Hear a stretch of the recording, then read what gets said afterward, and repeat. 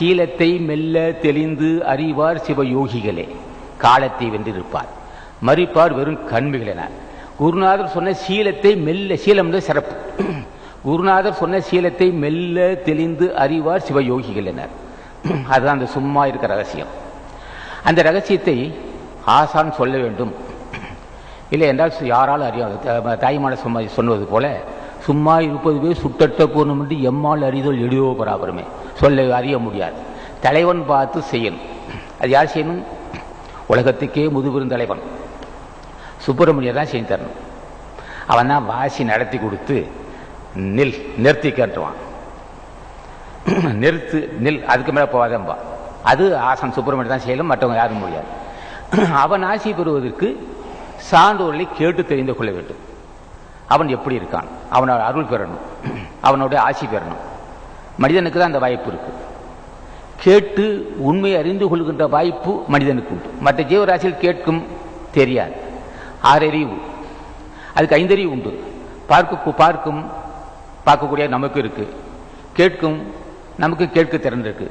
அதுவும் சாப்பிடும், நம்ம சாப்பிட்றோம். அதுவும் கந்தம், மூக்குள் வாசனை அறியும், உடம்பு பரிசம் தெரியும். ஆனால் ஆறாவது அறிவு ஒவ்வொரு புலன்களையும் பற்றியும், ஒவ்வொரு புலன்களை பற்றியும் அறிந்து கொள்கின்ற அறிவு ஆறாவது அறிவு. அந்த அறிவு மற்ற ஜீவராசிக்கு இல்லை. அப்போ ஆறாவது அறிவு உள்ளவன் கேட்டு தெரிந்து கொள்ள வேண்டும். அது எதன் வழியாக தெரிஞ்சுக்கலாம்? படித்தும் தெரிந்து கொள்ளலாம், படித்தும் தெரிந்து கொள்ளலாம், கேட்டும் தெரிந்து கொள்ளலாம். படித்து தெரிந்து கொள்வதை விட கேட்டு தெரிந்து கொள்வது நல்லது. படிப்பது பல நூல் இருக்கு. கல்வி கரையில கற்பவும் நாட்சில மெல்ல நினைக்கும் பிரிவன. கல்வி கரையில கற்பவும் நாட்சில மெல்ல நினைக்கும் பிரிவன. கல்வி என்பது கணக்கில் அடங்காது. என்னதான் படிக்க முடியும்? படித்தாலும் புரியுமா? அனுபவப்பட்டவன் சொன்னா நல்லது. அந்த அனுபவப்பட்டவன் சொல்றதை கேட்க வேண்டும். அதான் வள்ளுவன் என்ன சொன்னான்? கேள்வி கேள்வி செவியால் அறிந்து கொள்வது, கேட்டு தெரிந்து கொள்வதுன்னு அர்த்தம். செல்வத்துள் செல்வம் செவி செல்வம்.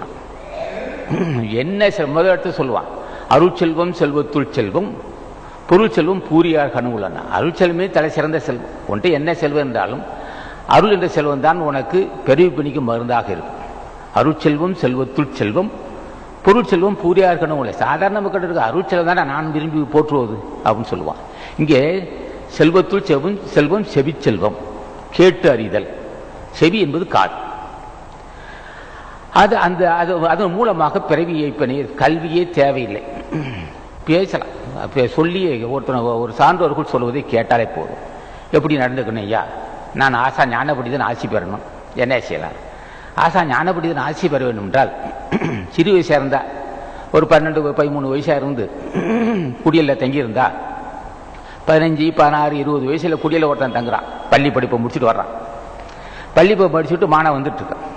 அவன் வியாபாரத்தாலையும் பாவம் சம்பாதிக்க மாட்டான், அல்லது பெண்களாலும் பாவம் வந்திருக்காது. அது எந்த தீய பழக்கத்துக்கு அடிமையாக இருக்க மாட்டான். பள்ளி கொடுத்துட்டு அப்படியே வந்திருப்போம். அது பிறவி ஞானிகள் முன் செய்த நல்வினை காரணமாக, முன் செய்த நல்வினை இருந்தால்தான் வியாபாரத்தினால பாவம் வந்திருக்காது, பெண்களால் காமத்தால் பாவம் வந்திருக்காது, தீய பழக்கத்துக்கு அடிமையாக இருக்க மாட்டான். அவன் குடியில் வந்து தங்குவான். அவருக்கு செய்த புண்ணியம் இல்லை, முன்னோர்கள் முன் ஜென்மத்தில் செய்த புண்ணியம் இந்த குடியில் தங்கியிருப்போம். இந்த இப்போ தங்கி 10 வருஷம் 12 வருஷம் பண்ணாலும் அவன் வரவு செலவு பார்க்கும்போது தினம் அன்னதான பணி செஞ்சிருப்பான். அன்னதான பணி செய்து மிகப்பெரிய புண்ணியவனாக இருப்பான். முன் ஜென்மத்தில் செய்த புண்ணியமும் இதுவும் சேரும். அப்படி சூட மட்டும் பற்றி கவனிக்கலாம். அப்படி சூட அப்படி காட்டினா பிடிச்சிக்கும். அது நல்வினை காரணமாகுது. அப்போ அவர்கள் அது மாதிரி உலகத்தரலாம். அவரெல்லாம் பெரிய ஞானிகள். அது மாதிரி இங்கே தங்குகின்ற வாய்ப்பு உள்ள மாணவர்கள் பெரிய ஞானிகள். தீ மாதிரி பிடிச்சிக்குவாங்க. அப்படி தீசோட அறிவுப்பார். அது வெளியிலிருந்து வந்திருக்கலாம். அது அவங்க நல்வினை இருந்தால் அதுவும் பயன்படும். ஆக இது நாள் வரையிலும் 30 வயசு வரலும் நீ என்ன இந்த சமுதாயத்துக்கு உனக்கு உன்னால் என்ன கேடுன்னு கேட்டா, நம்ம தொண்டர்கள் சொல்லுவான், இங்கே உள்ள சிறு வயசு பையன்கள் சொல்லுவான், என்னால் எந்த கேடும் இல்லை நாட்டுக்கு, என்னால் முடிந்த அளவுக்கு தர்மகாரம் செய்திருக்கேன், சாப்பாடு போட்டிருக்கேன், என்னால் முடிஞ்ச செஞ்சுருக்கேன். ஆனால் என்னால் இந்த 30 வயசு நான் வாழ்ந்திருக்கேன், 25 26 15 18 19 வயசுல வாழ்ந்திருக்கேன். இதனால் வரலும் என்னால் எந்த உயிருக்கும் கேடு இல்லை. நான் புலால் உண்ணவில்லை, உயிர் கொலை செய்யவில்லை, நான் பொய் பேசவில்லை, யார் மனமும் புண்படவில்லை, எந்த கொனைக்கேடு எனக்கு இல்லை. நான் யாரிடம் பாவி என்ற பட்டம் வாங்கின்றோம். அது பெரிய புண்ணியவான் அப்படி சில பையனுங்க இருக்கான். சரி, அப்படி இல்லைன்னா அவசியம் இல்லை.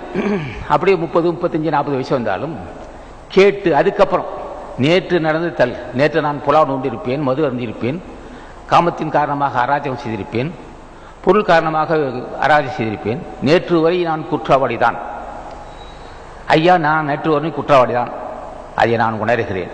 இன்று நான் தெளிவடைய வேண்டும், என்ன செய்யணும்? இன்று நான் தெளிவடைவதற்கு என்ன உபாயம்? அப்படி கேட்கிறான், ஆசானை கேட்கிறான்.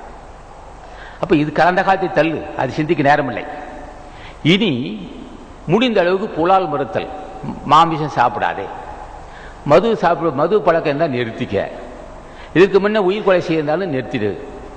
எப்படி இதுக்கு முன்ன மூட்டை பிடிச்சி கொசு கொள்ளுனாக்கா சகிப்புத்தன்மையோடு கொள்ளாதே.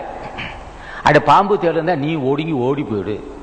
பாம்பு தேடு இருந்தால் நீ அவனை அடிக்காதே, நீ அதை விட்டு ஓடிப்போ, நீ அதை கொண்டு விடாதே.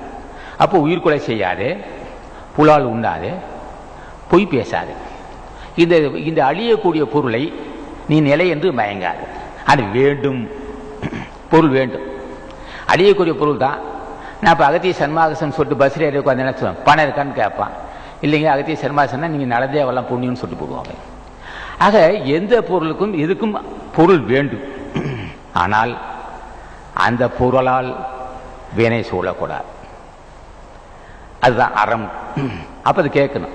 ஜென்மத்தை கடைத்திட்ட என்ன வேணா, நான் விவசாயம் செய்கிறேன், வியாபாரம் செய்கிறேன், நான் பொய் சொல்லி பொருளை ஈட்ட மாட்டேன், எனக்கு தேவையான பொருளை ஆசா ஞான பண்டிதனையும் ராமலிங்க சாமிகளையும் மாணிவாசன் கேட்பேன், நான் பொய் சொல்லாது இருக்க வேண்டும், அதுக்கு அருள் செய்தார்.